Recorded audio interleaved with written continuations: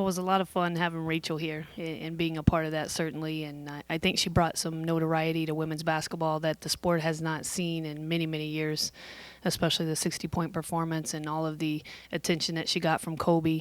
And we're real happy to be retiring her jersey and raising it to the rafters here in January, that I think Justine just said. But, we're moving forward. And I think for our returning players, they got to see and be part of success on a fairly high level as we're continuing to build this program. And I think that they're hungry to leave their mark and show what they can do now that Rachel has left. And then you combine that with our 9 newcomers, and they're chomping at the bit to get out here and get on our floor. We have a lot of kids that are returning home that can play this year.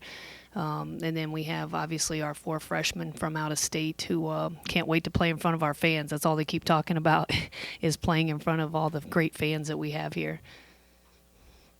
So on that note, how do you plan on incorporating all of these new pieces? And so you noted some will be eligible by season's end. So the makeup of this team is going to be drastically different than a year ago. It will be, and you mentioned team, and that's something that we're focusing on is more of a group dominated team, and one that can share the ball at a much higher level. We don't have to rely so heavily on one particular player. I mean, Rachel was fabulous and phenomenal, but I think there was a lot of pressure on her each night to, score in high volume, and I don't think we're going to have that pressure on one particular player. I think that we're going to be able to have balanced scoring. You're going to see a lot more speed from our team, especially on the perimeter. We're going to have players that can move at a much faster pace and probably the fastest since obviously we've been here. And I'm really excited for everyone to see them play. And from a defensive standpoint, we're going to really be able to pressure some people again from the perimeter. And we've not been able to really do that my first couple years based on personnel and lack of depth and a lot of things. So we're really excited about that piece.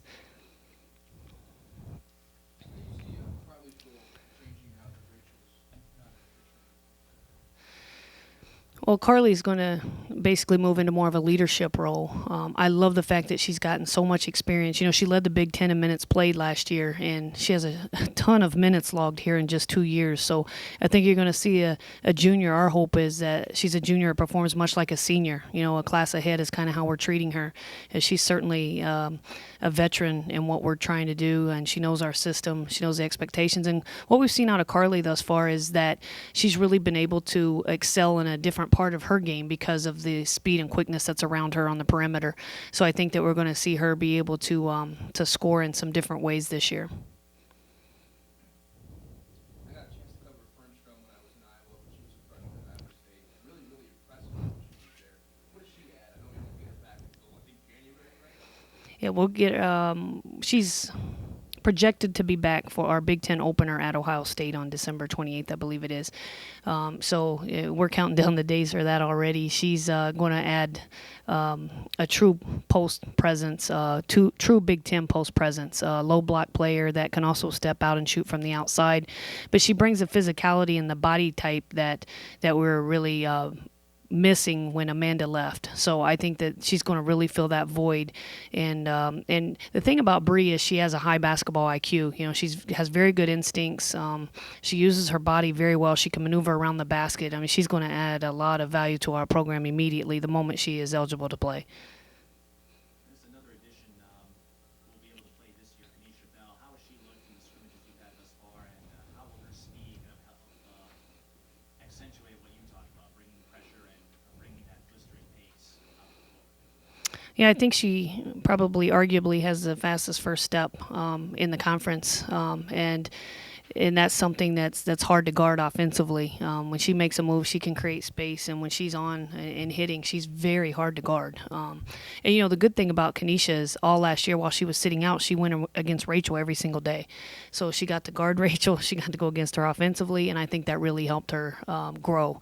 And the thing that we're most looking forward to, and you hit the nail on the head, is her speed and quickness with the ball in her hands and also defensively. I mean, she can create problems for people. She too has great instincts, anticipation, and things like that. The intangibles that you can't really teach, she has those. Especially for you, how many newcomers would have a chance to play significant minutes in the starting? Yes, I think that come opening day, we could see as many as 4 new starters on the floor for us. I mean, it's very competitive at a few positions, and it probably will remain that way right up to the start.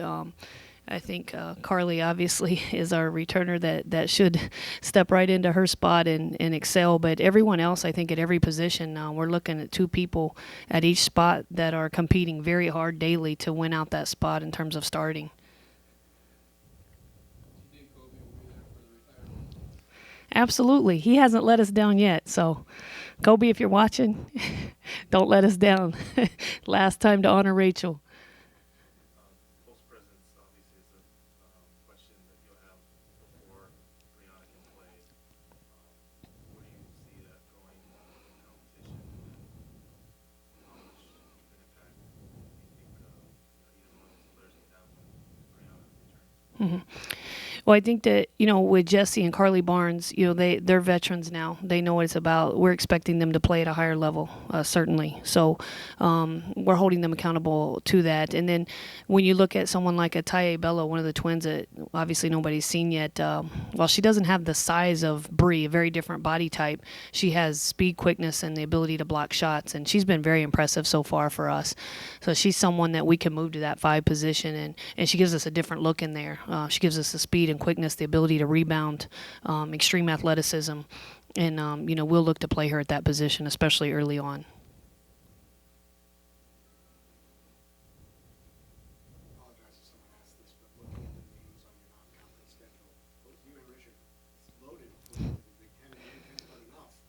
Is one going to help with the other, or is there advantages and disadvantages to having that loaded non-conference schedule? Well, I think there are advantages and disadvantages, but for us, we're looking at it very positive in that we want to bring some big name teams in here. The fans have asked for that. This is the first year we've really controlled our schedule, with the exception of one game that we still inherited. So we're really happy with the schedule that we've been able to put together and bring some notable teams in here. So from that perspective, it's good. It will be very challenging for us. I mean, the month of November alone is a heavy load.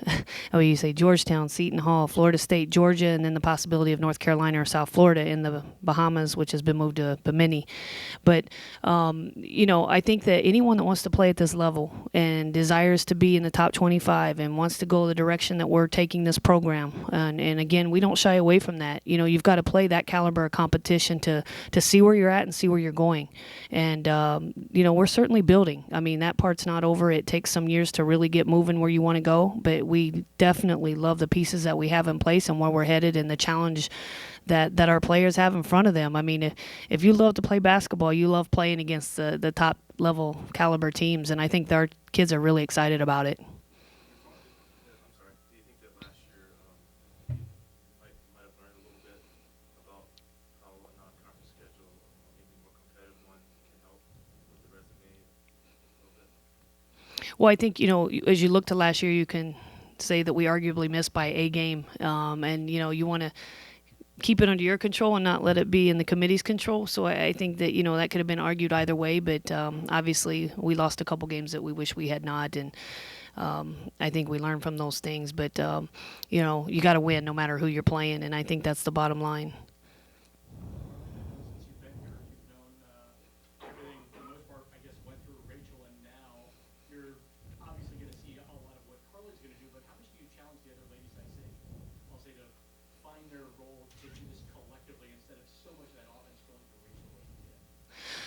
Well, I think the luxury that we have is that so many of our players are new, and so they weren't here with Rachel, and so they don't really, know what that was like. When someone like Carly, I think that she's been relieved on some level because she doesn't have to get her points the same way, as I alluded to a little bit ago, is that, with the speed and quickness that we have, she's going to be able to get out in transition and get some different looks rather than in a half-court set having to work so extremely hard just to get open, and so much attention being placed on her. I think that it's going to be hard for them to focus on her entirely as much as, they were able to last year. It's kind of her and Rachel, number one scoring duo in the nation, which was pretty phenomenal for them to be able to accomplish that. But I think that, we've been scrimmaging and we've been tracking statistics and all of that, and it's very common that Carly's not been at the top of the scoring charts every single scrimmage by any means, and that's exciting for us. She was able, just the pretty scrimmage that we watched,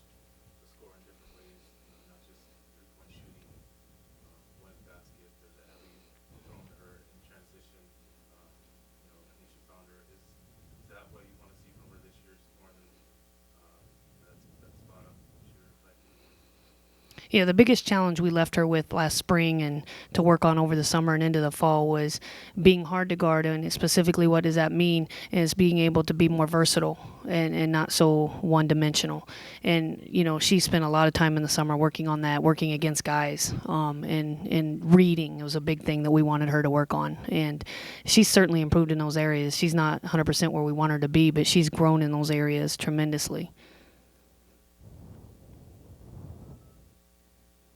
More questions for Coach? Oh, I'm sorry.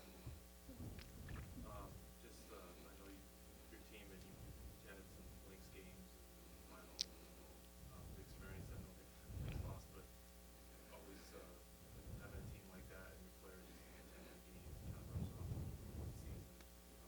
Motivate you guys. Yeah, you make a great point. We wanted to take advantage of them being right here and being able to go over there and be part of that environment. So we took the whole team to game 2 of the finals. And then I think 5 or 6 of them ended up going to the championship game on their own. And I told them, I said, don't get used to this. We're a little bit spoiled here in Minneapolis with the Lynx, but it's not common to have a championship caliber team year in and year out. And, I highly encourage them to watch. And the ones that didn't go watched on TV. And then we had a couple educational sessions about the game and what they learned and what they took from it, and they were very engaged and very involved with it. And it's great to be able to take advantage of that locally. There's not many schools in the Big Ten that have that right in their back door, and we're certainly fortunate in that arena.